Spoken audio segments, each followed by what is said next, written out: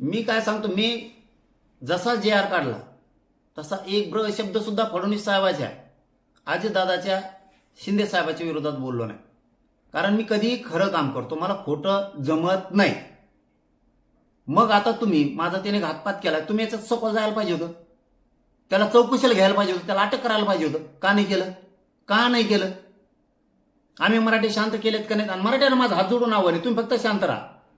इथून पुढे सुद्धा मी बघतो, मी याची पाठ पुरवितो कशी पुरवायची. कारण मुख्यमंत्र्यांवरती तुमचा विश्वास राहिला कसा राहील? फडणवीस साहेबांना, अजितदादाला आणि शिंदे साहेबांना एक शब्द सुद्धा मी मराठा आरक्षणाचा जी आर काढल्यापासून बोललोच नाही.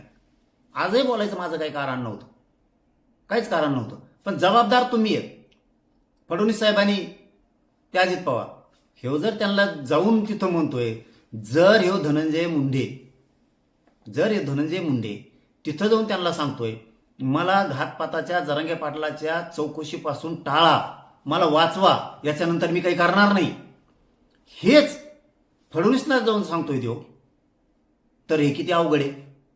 जर ते हे जाऊन सांगतोय तर हे किती अवघड आहे.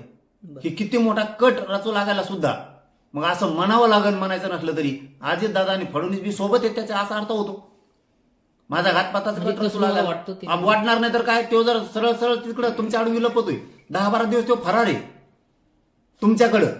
ह्या मंत्र्याला भेट, त्या मंत्र्याला भेट, त्याच्या पायासाठी त्याच्या पायावर लोळणगी, ह्या घटनेपासून वाचण्यापासून. कारण सांगतो मी त्याचं, कारण हे जो बीडचा खानचान का कोण धरलाय, तो ते जो 2 जे आरोपी अटक आहेत, त्यातल्या एका आरोपीला 3 वाजता बोललेला आहे, तिसरा पारा सायंकाळी 3 वाजता. त्याच्यानंतर हे पाठ धरलेली आहे. त्याच्यातल्या दुसऱ्या आरोपीला हे धन्या मुंडे स्वतः बोलतोय 11:45 रात्री. एवढे मोठे काय मग पुरावे असून सुद्धा तुम्ही त्याला चौकशीला बोलित नाही.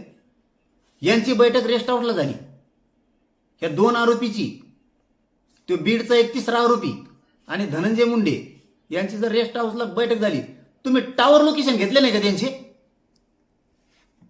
घेतले नाही का तुम्ही? मग हे जाणून बुजून अजित पवार आणि देवेंद्र फडणवीस हे त्याला याच्यातून क्लीन चिट द्यायला लागलेत, हे त्याला याच्यातून सोडून द्यायला लागलेत. आणि मागणी त्याची सुद्धा तशी, मला एवढ्या वेळेस याच्यातून टाळा. 100% तो घातपाताच्या मॅटरमध्ये हाई म्हणून चौकशीला आलेला नाही. म्हणून आमचा आता सरकारवरचा विश्वास उडालाय. आम्हाला तुमचं संरक्षण नको, तुमचं संरक्षण काढून घ्या. उद्या किंवा परवा सकाळी आम्ही एसपीला अर्ज देणार आहेत. तुमचा एकही पोलीस आम्हाला नको.